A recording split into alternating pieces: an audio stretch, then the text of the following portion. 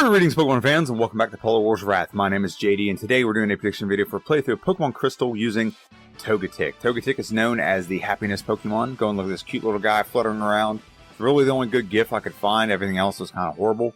And in the top left corner is one of the better pictures I could find of Togetic. In the bottom right corner is really the only shiny I could find. There's not a lot of stuff on. It's really a forgotten Pokemon, more or less.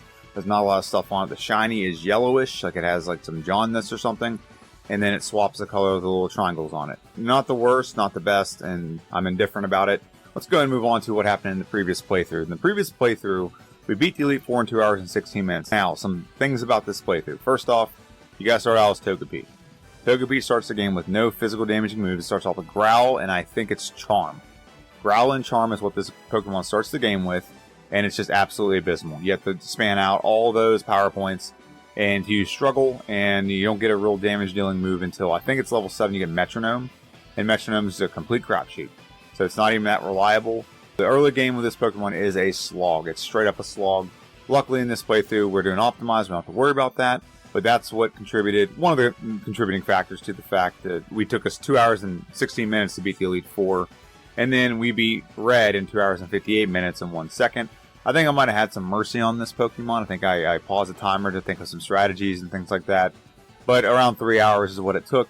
And it's just a lot of bad things with this Pokemon. It's not a Pokemon that like synergizes. And I say that word a lot if you've seen in my videos. There's a reason for that. It does not synergize. And I'll explain what that means when we go over the stats. Go and look at this Pokemon, see what's the ins and outs of this Pokemon, what we're going to do in this specific playthrough to make it better than the last playthrough. For starters, like I said, we're not fairy flying with this Pokemon. We are normal flying. They did not have the fairy type in Gen 2. It's a normal flying Pokemon. It's changed through the course of the years. We do not have to start out as Togepi. And when the way you evolve that Pokemon is your friendship has to get high for it to evolve, and we're not going to even deal with that. And like I said, it's just not a great Pokemon. We're not fairy flying, normal flying, and we're in the fast level up rate, which is actually kind of helpful because we need to get levels fast with this Pokemon. When we look at the stats, this is part of what doesn't synergize very well. Flying and normal are physical damaging moves. All those moves for flying and normal, physical damaging moves. And this Pokemon has a ton of them. However, the stats don't align with that. The HP is 55, attack is 40, defense is 85, so that's pretty decent. Special attack is 80, defense is 105, and speed is 40 for a grand total of 405. Now, that's not great stats. However, defense, special attack, and special defense are extremely good. Speed, attack, and HP are not. If you're a normal flying Pokemon, it would make sense that your attack stat would match your normal flying type, which is all physical, because your stab moves are gonna be more potent. However, this Pokemon does not synergize in that way. It does have a pretty broad TM moveset, but the stats themselves do not synergize with what the Pokemon is. So let's scroll down and look at the weaknesses and everything. This Pokemon has a lot of weaknesses, some immunities, some resistances. It's really one of the most broad list of things like that. We are weak to poison. I think that's going off the fairy type, so let's ignore that. We are definitely weak to rock because we are flying type steel.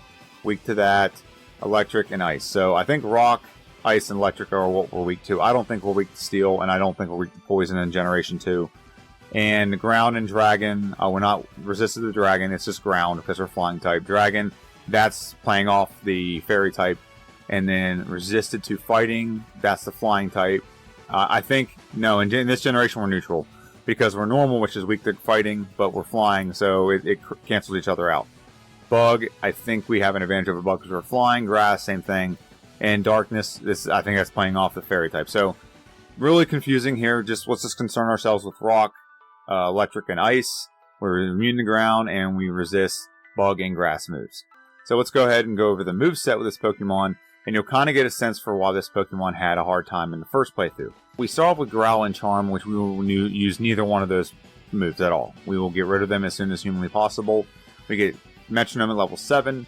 We do not use Sweet Kiss. We will not use Encore. Safeguard will have a slight use in this playthrough, I think. I would like to keep it through the Elite Four, but you need more move diversity with such a bad Pokemon like this, rather than protecting yourself from being paralyzed or something. And then Double Edge is 120 base power, 100% accurate. With Stab, this is 180. And then when you add on Beating Normal Gym and you add on the Pink Bow, this thing can get very powerful. It's up over 200 base power. Now, if we had a better physical attack, this move would probably break the game. but because we only have a 40 base power physical attack. It does well with this move, but it doesn't do as well as it could do. So as we go down and look at the move set here, we get access to Headbutt, another normal move that doesn't go off our physical, or goes off our physical attack stat, but that's not the higher stat. 70 base power, 105 with stab, 100% accurate. Curse we will not use. Roll we will not use. Toxic we will not use. Zap Cannon will be used for pretty much one battle, and that is against red. It's going to give us a way to potentially one-shot, or at least status condition, a couple of the Pokemon against red. That's going to give us an opportunity to win, and not have to be at level 100 or 95 in the last playthrough. Yeah, I don't know if you saw that or not. We were at level 95 when we beat red in the original playthrough. And as we go down the moveset, Rock Smash, not going to use Psych Up, not going to use Hidden Power Ice. It's pretty standard for most Pokemon. It's going to make one Gym Leader and one Elite Four member completely obsolete. It's going to cover other flying types as well. We don't have a great move for flying types. This will cover that, and grass types and other things. So flying and Hidden Power Ice kind of go hand in hand with each other, but it does counter some things. Sunny Day, not going to use. Storm, not going to use. Hyper Beam, I could use it, but we're not going to use it. I have Double Edge, I might as well stick with that. At least with Double Edge, I don't have to worry about having to turn to recharge. And for 30 more base power, not really worth it, not in my opinion. Protect, not going to use. Rain Dance, Endure. Frustration, Solar Beam, not going to use. At Return, honestly, I probably won't use Return in this playthrough. We're gonna have Double Edge. What Double Edge is going to do for us is going to make it so we don't have to use Return. Return is very powerful, but Double Edge is way more powerful. Even though it has a recoil, you just can't beat 120 base power. You just can't beat that. And when you had Stab and you had like all the other boosts, Return is pretty decent, but there's no point in having two normal type moves on the moveset. It's going to be, we're going to need diversity to get through this in a decent time. And even with diversity, I still think we're going to have struggles.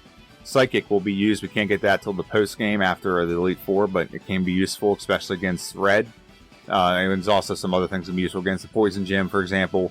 Shadow Ball will be useful for a while, give us some move diversity. Mud Slap will have a subtle use until we get past our second rival, and then we won't have to worry about it. Double Team, Swagger, Sleep Talk, not going to use Fire Blast. It's going to give us a very powerful move for a while. It does go off our special attack stat, which is the only reason I would consider using this. It's very powerful. There's some boomer bust to it. There is opportunities where this can be useful. Whether it's useful long term is a different question. Swift we'll use for a hot minute, just until we get Headbutt and then until we get Double Edge. 60 base power, 9% accurate, never misses. Defense Curl, Dream Eater, Detect, not going to use Rest. We're going to use Rest to replenish our health against red for sure. Maybe against blue. I'm not sure how that battle's going to go, but against blue we might have to recover some health. Attract, not going to use Steel Wing. Fly will be used for a little bit. It is going to be better than our breeding move. You'll see what the breeding move here is in a minute. And then Flash we're not going to use. So that's a pretty broad move pool, to be honest. The problem is, like I said, it doesn't synergize. There's a lot of good physical moves there that do not go off our physical, that are going to go off our horrible physical attack stat. And as we look at our breeding moves, so in this generation we have access to a couple moves, but the one that's the best is Peck. Peck is a 35 base power flying move, so it's Stab, and it ends up being about 53 base power. It's 100% accurate, doesn't miss, and it's 35 power points. I tried to see if there's anything in a future generation that we could use, and I looked at Generation 3, and Generation 3 pretty much had the same moveset, but there was a thing on here I wanted to look at. In Generation 3, Togepi in Generation 3 has access to Tri-Attack. Now, Tri-Attack would have been an amazing move to have with this Pokemon, and I wish I could use Shadow Rush. Shadow Rush would have been a pretty good move to use as well, but I decided not to do that, and I really am contemplating. I really want feedback from anyone. Do you think I should start adding in those kind of moves and see if I can just make this Pokemon as OP as possible? Is that something you want to see? But getting back to the crux of that conversation is we're going to add Peck to this Pokemon. It's going to give us a physical damaging move early. It's going to be Stab. It's going to get very much boosted as soon as we beat Falconer's Dream as well. And then eventually we'll get the Sharp Beak, and the Sharp Beak will give another 10% boost. So it's going to be a pretty good move, and then it's going to do well until we have to replace it with Fly. But that's pretty much all we're going to do with that one. So let's go back to the main slide. Actually, you don't have to look at me. Let's look at the actual Pokemon. So what do I think is going to happen? Well, the early game is going to speed up, and that's going to save us a lot of time. And then we're going to also beat the Elite Four. I think we're going to get it done just under an hour and a half. I don't think we've improved this Pokemon enough that we're beating it an hour. We still need to get extra levels. We still are going to have problems with a lot of things. So I think an hour and a half is a good benchmark for this Pokemon. And then when it comes to the red battle, I think we can beat all the other gym leaders in pretty fast, like under 2 hours or something like that. But when it comes to red is going to be difficult.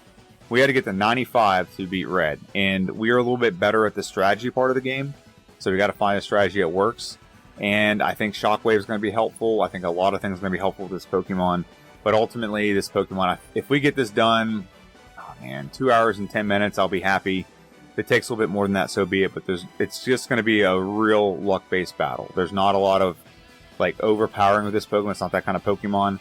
It's just going to have to be a bunch of RNG. And I guarantee we'll probably do really well up to that point and then get a whole bunch of resets. That's my prediction there. We're probably going to do really well up to that point, and we're going to get a whole bunch of resets just because RNG does not go in our favor. And we're going to have some RNG and prolong some battles, and then the RNG is just going to go south. That's what I predict. Because I just know how this Pokemon was the first time. It was very problematic. I rewatched the playthrough. A lot of frustrations. But now that we kind of know a little bit better and we're going to have access to the stats, I think we'll do better, but I don't think it's going to be that much better. But we will save, I think we'll save at least 30 to 35 minutes on the previous run at the most. Maybe an hour if we're lucky, but I doubt it. But that's the prediction I have, and that's what I think is going to happen with this Pokemon. So this week, you got this video, obviously, the one you're watching. And Wednesday, we're going to have a reaction or kind of like a recap of what happened with the fighting types in Generation 2, or Generation 1, the event I had where I figured out who the best fighting type is in Generation 1. And then you're going to have the playthrough of Optimized Togetic on Friday. So let me know what you think in the comment section down below. Don't forget to like, subscribe, comment, all that good stuff helps out the channel. Have a good one. I'll see you guys on Wednesday.